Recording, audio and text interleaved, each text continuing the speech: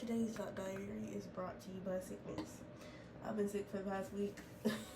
It's been like 4 days, but it's felt like a week. Because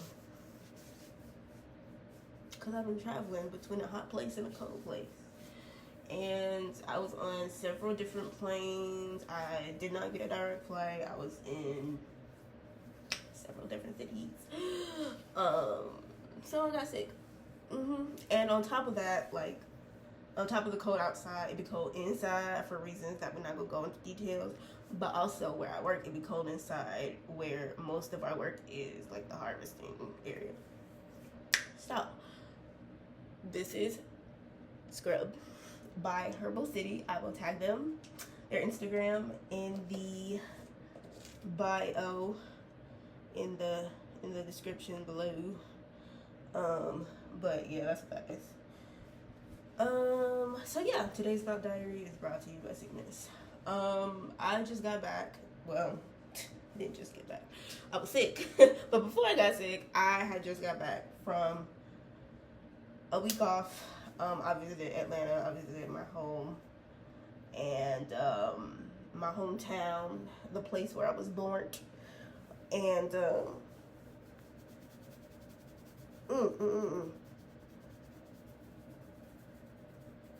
when I got back to the place that I live and work at the moment, I got a taxi from the dock. And me and the taxi was talking. It's a lot of Jamaicans out here on Nantucket Island. If y'all didn't know that, now y'all know. And he was Jamaican. And he asked me about, like, my heritage. He was like, oh, are you Jamaican? Where are you from? Oh, no. He was asking me, he was flirting, as they do. He was flirting with me. And he was asking me what I like to do. And I told him that I like to dance. And he was like, oh, you know how to shake your booty?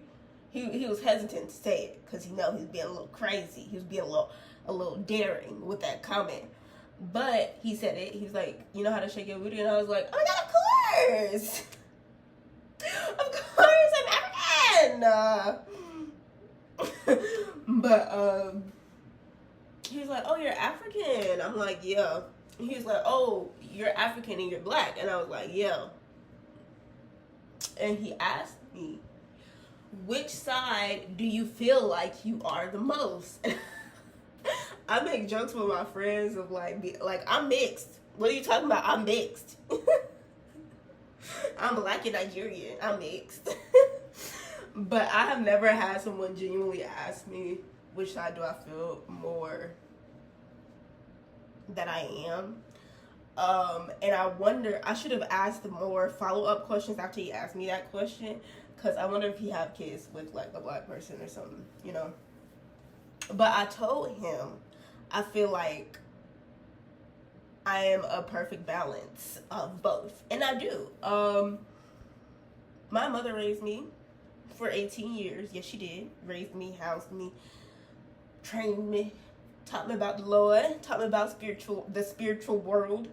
And my dad made sure that he was in my life, and he made sure that I knew my family history and the traditions that our tribes of Nigeria.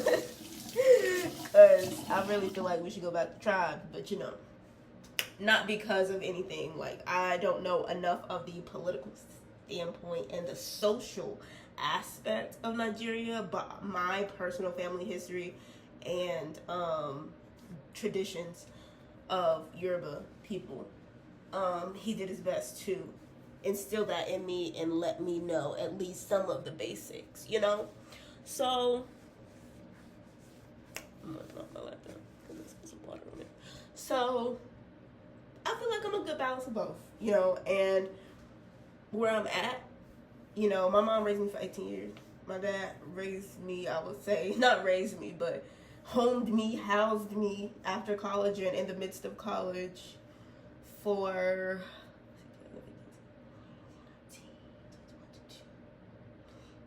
about 9 years. It's been 9 years. And even now, like, I'm in the same state as my dad. So I feel like it's a good balance. my mom obviously has more instilled, within me, and I do feel like I'm a nigga because I'm here in America, and my mindset when I went overseas was as a Black American, and it just don't get better than Black Americans. And I'm saying that because we deserve that. And a lot of people be trying to fucking play us. But let's not do diaspora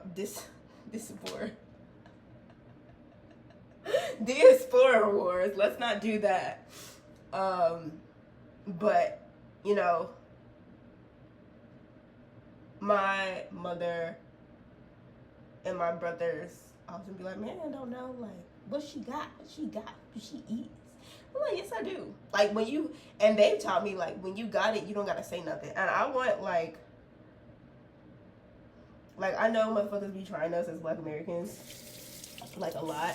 Like, even down to, it's, a lot of it's not said, and a lot of it's very subtle, and it's ingrained in the country, ingrained in the soil. I feel like the work that we must do to get shit straight, because we built this motherfucker up, and motherfuckers want to try us, and they love our shit but don't want to really respect us or want to continue to use us as fucking slave labor and put us down in all kinds of shit.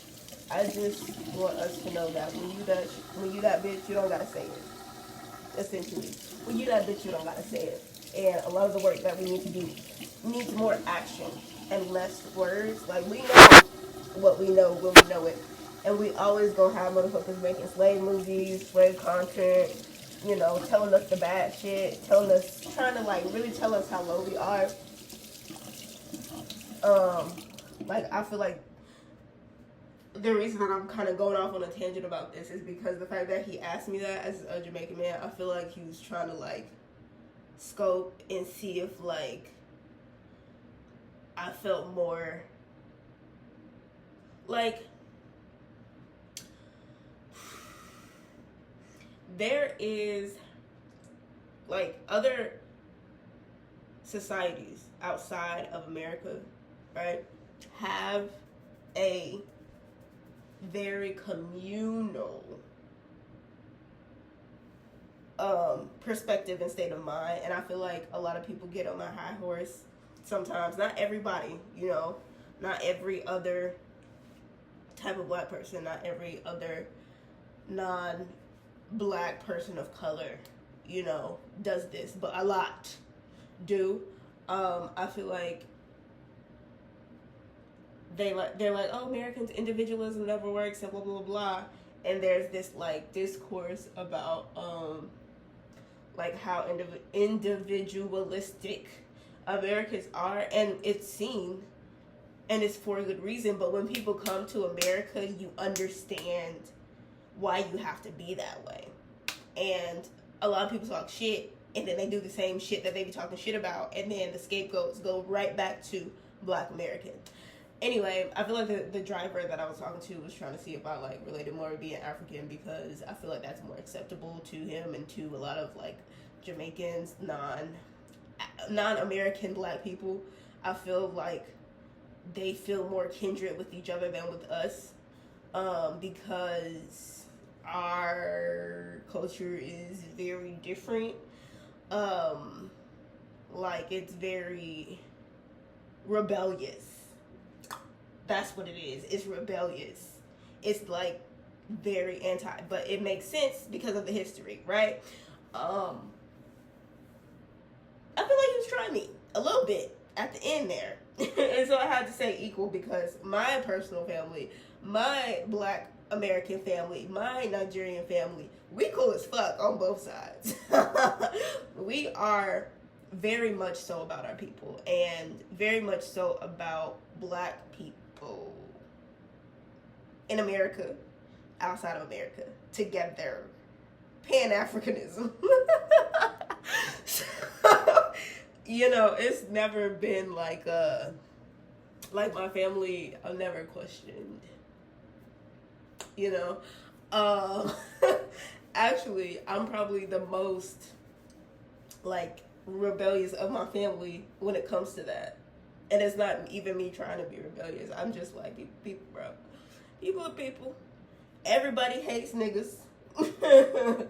They gonna do what they gonna do. They gonna copy us and then put us down. Whatever. Like, I still fuck with people. I'm a very loving person. I'm a very, like, accepting person. And